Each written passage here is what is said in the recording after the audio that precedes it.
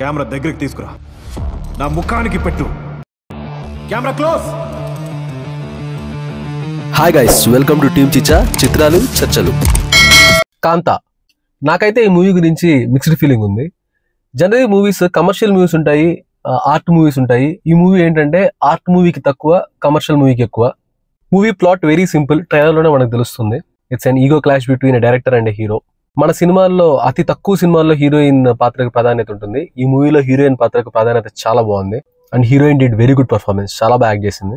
Performance విషయంలో ఈ మూవీలో ఎవ్వరూ తగ్గలేదు. దుల్కర్ సల్మాన్ ఎక్సలెంట్ యాక్షన్, సముద్రకని గారు చాలా బాగా చేశారు, రానా గారి యాక్షన్ కూడా చాలా బాగుంది.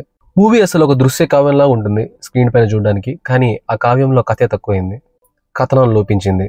ఎమోషనలీ మూవీ బాగుంటుంది, కానీ సినిమా చూస్తున్నంతసేపు మనకు హై ఫీలింగ్స్ అండ్ లో ఫీలింగ్స్ ఏముండవు. It's a flat movie. And ఖచ్చితంగా మూవీలో నియర్లీ 20 minutes వరకు ట్రిమ్ చేసి ఉండొచ్చు. దుల్కర్ సల్మాన్ గారి పర్ఫార్మెన్స్ అయితే ఎక్సలెంట్, చాలా చాలా బాగా చేశారు. కొన్ని సీన్స్ అయితే he nailed it like anything. అసలు ఆ పర్ఫార్మెన్స్ చూసి ఇంత బాగా యాక్ట్ చేస్తారా అనిపిస్తుంది స్క్రీన్ మీద, అంత బాగా యాక్ట్ చేశారు. ఆల్రెడీ ఆయన ఇలాంటి రోల్లో మనం చూసాము. అండ్ మళ్ళీ ఈ మూవీలో హీ డిడ్ హిస్ బెస్ట్. ఈ మూవీలో ఆయన్ని నడిగర్ చక్రవర్తి అని పిలుస్తారు, అది ఆయనకి ఇచ్చా బిరుదు, అంత బాగా చేశారు. Rise of Dulquer Salmaan in Telugu films అని చెప్పి మన ఛానల్లో ఒక వీడియో చేశాము, కార్డ్స్ లో పెడతాను, ఇంట్రెస్ట్ ఉంటే చూడండి. సముద్రకని గారు యాక్టెడ్ వెరీ వెల్. ఆయనకిచ్చిన పాత్రలో 100% న్యాయం చేశారు. ఆడియన్స్ గా మనం స్క్రీన్ మీద చూస్తున్న క్యారెక్టర్స్ వాళ్ళు ఖచ్చితంగా ఆ రోల్స్ లో ఇమిడిపోయారు అని మనం ఫీల్ అవుతాం, అంత బాగా చేశారు. వాళ్ళు ఎంత బాగా పర్ఫామ్ చేసినప్పటికీ స్క్రీన్ లో ఉన్న రైటింగ్ పూర్గా ఉండడం వల్ల ఆ సీన్ తేలిపోతుంది. స్క్రీన్ ప్లే స్ట్రాంగ్ గా ఉండాలి అనడానికి ఈ మూవీ ఒక example.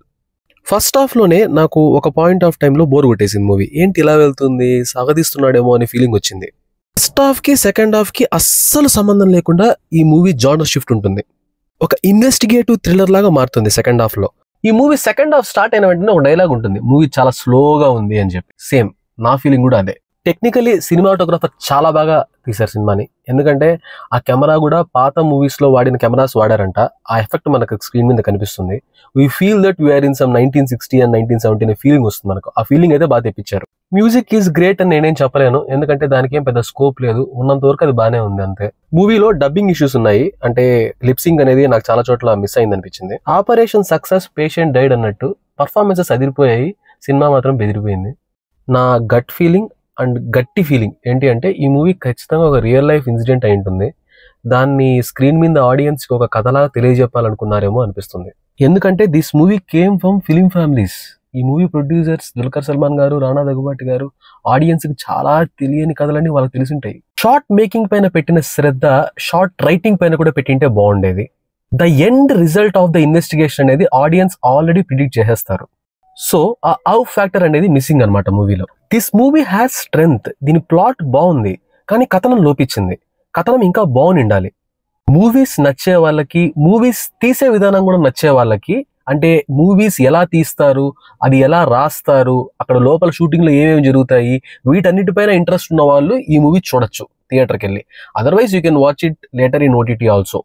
Overall, Team Chicha rates Kanta 2.75 out of 5 for the brilliant performances, but it lacks screenplay. మా రివ్యూ కనుక మీకు నచ్చినట్టయితే లైక్ చేయండి, మరీ నచ్చినట్టయితే షేర్ చేయండి. మూవీ చూస్తే మీకు ఎలా అనిపించిందో కమెంట్ చేయండి. Thank you for watching team చిచ్చా.